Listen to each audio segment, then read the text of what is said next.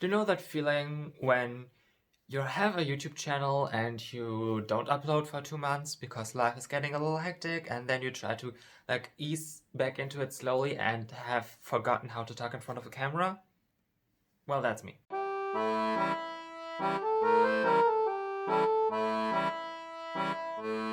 Welcome back, everybody. My name is 𝔖𝔭𝔬𝔢𝔨𝔢𝔫𝔨𝔶𝔨𝔢𝔫 and if you're new here, I talk about all things German folklore, German folk, everything basically, and especially in relating to northwestern Germany, the area in which I'm from and know most about. And today I want to give you guys a slow introduction into the topic of German folk clothing. What it's about, generally what the history behind that is, and how we in Germany have more folk clothing than just dirndl and lederhosen. Again, as I said, I'm sorry if you're a recurring viewer and thought to yourself, well, I have been for about 2 months of this year, and the answer to that is just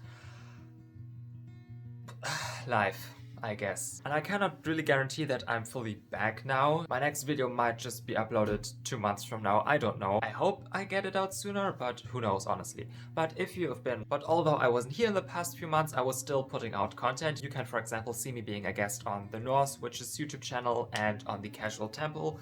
Both will be linked down below, and of course on Patreon I've put out more and more stuff consistently, even some videos that you don't have access to if you just watch my YouTube channel. Yeah, also on Instagram I've been posting a lot, so you can hop over there if you kind of miss my content over here. But with that out of the way, let's talk about Tracht. So what is Tracht exactly? So in short, Tracht is the German word for our specific folk clothing, and it has a similar etymological origin to the German word tragen, which just means to wear or to carry. And for most of history, this term was used for just any clothing, generally speaking.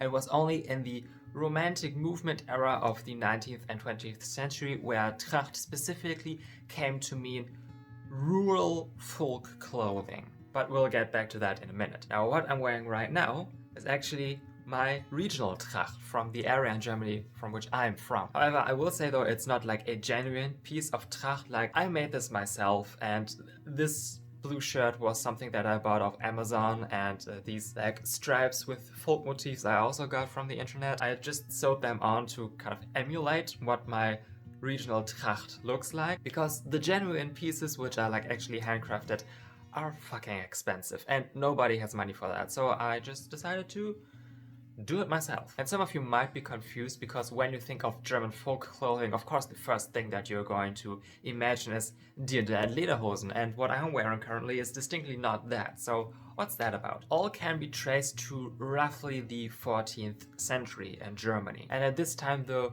royal elite wanted to prohibit wealthier citizens from emulating their clothing and their lifestyle. So they put in place a bunch of decrees that ascribed everyone a specific type of clothing standard that they should adhere to based on their social class. So for example, if you were lower class, you weren't allowed to dress like upper class citizens. But the important thing is that these decrees weren't all synonymous throughout the Holy Roman Empire, what was then the predecessor of Germany. And on top of that, these laws weren't all implemented and followed the same way throughout the entire country or even just throughout regions. So there was still some sort of wriggle room left for personal interpretations of these laws and decrees. So what was thought of as class-appropriate attire was different from place to place, and also of course from time to time. And because of that, people started to recognize the styles of specific regions. So for example, someone from the Harz Mountain area wouldn't necessarily interpret their local decrees as what was appropriate attire in the same way that someone from the Lüneburg Heath would. And because of that, we already have the development of region-specific attire, and people could then recognize where someone was from based on what they were wearing. So their clothing wasn't just a sign of their status within the hierarchy of class in society anymore, but instead also had a lot more information embedded into it. And of course, over the centuries, people started getting more creative and put more like details about their social lives into their Tracht so that other people would recognize even more information just by looking on them, such as marital status, age, what family they were from, what job they potentially had, etc., etc. And of course, this time was very turbulent, historically speaking. So when one kingdom got conquered, when one duchy got absorbed by another duchy, the laws about what clothing was appropriate to wear changed, leading to a change in Tracht. So there was this constant development, sort of.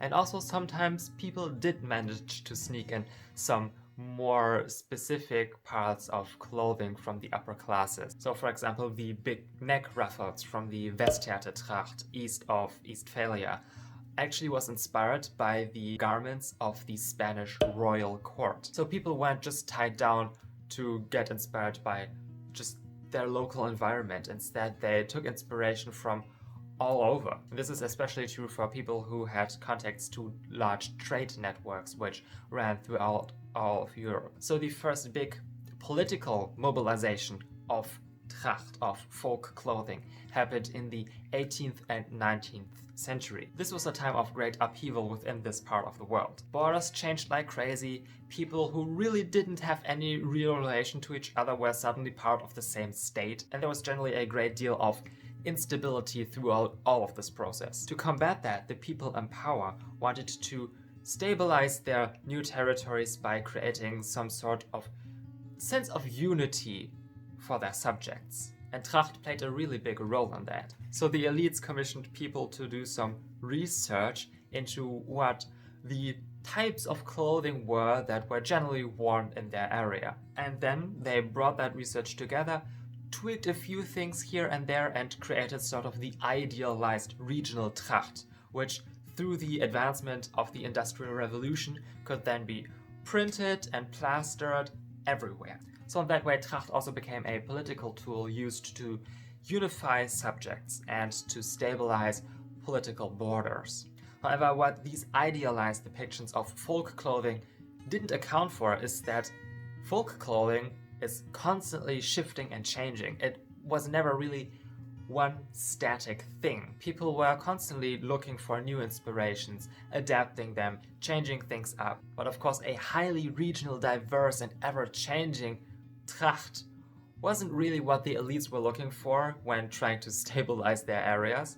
So instead, in these idealized depictions, Tracht became one thing which was frozen in time. Now sadly, this also played directly into the hands of romanticists in the 19th and 20th centuries. In their mind, a Tracht was the sign of a healthy rural populace, and they then advertised it as a sign of some sort of ancient regional identity, although most Trachten at that time had already been heavily altered centuries before to make them sort of a unified and unchanging thing. But all of this history and development, of course, got ignored. And this is also where the Dirndl and the Lederhosen come in. These very stereotypically German and Austrian types of folk clothing actually have a quite young history. They were mostly worn by the upper and middle classes as they were on vacation in the Bavarian area. But romanticists and later the, let's call them Yazis, I don't know where YouTube censoring will take this, they depicted this specific type of clothing as Urtracht, meaning the original or ancient Tracht.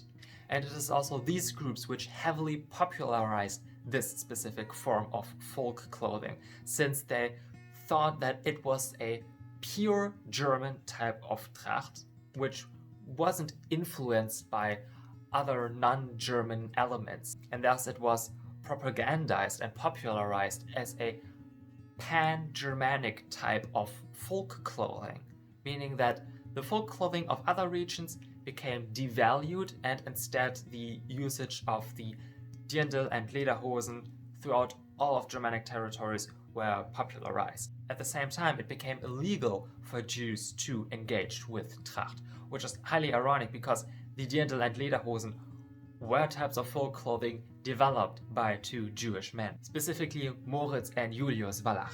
So in this far-right Nazi camp, you kind of have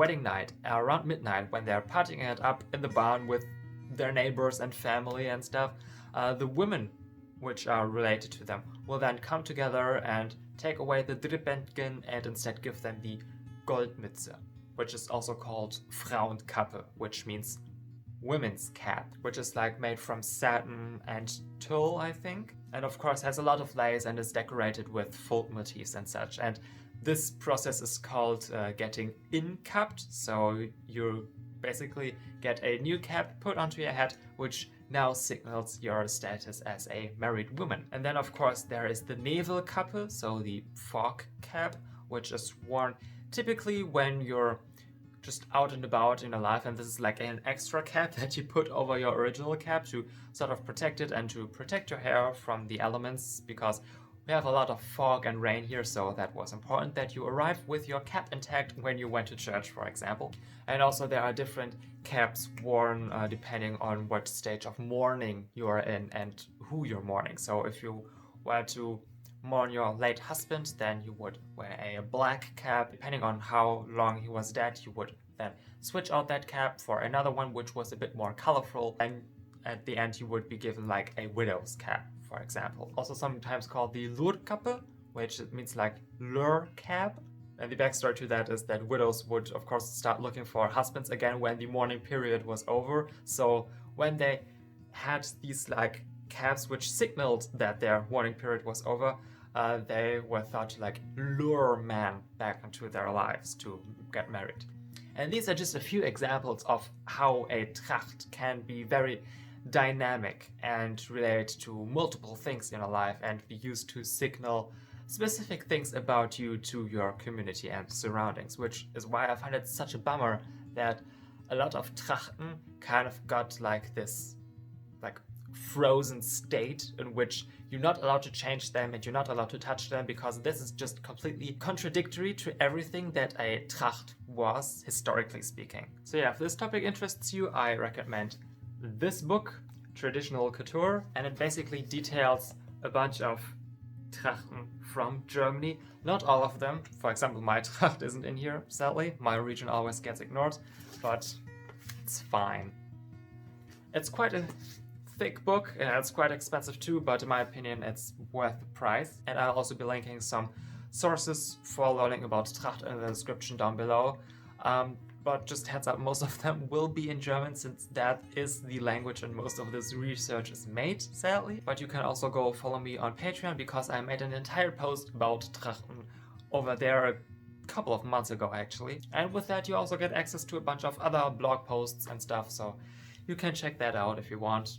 Links in the description. And yeah, I hope to see you sooner rather than later, but we'll never know, we'll see. And I hope that you like this very quick video here, and yeah, I'll see you in the next one.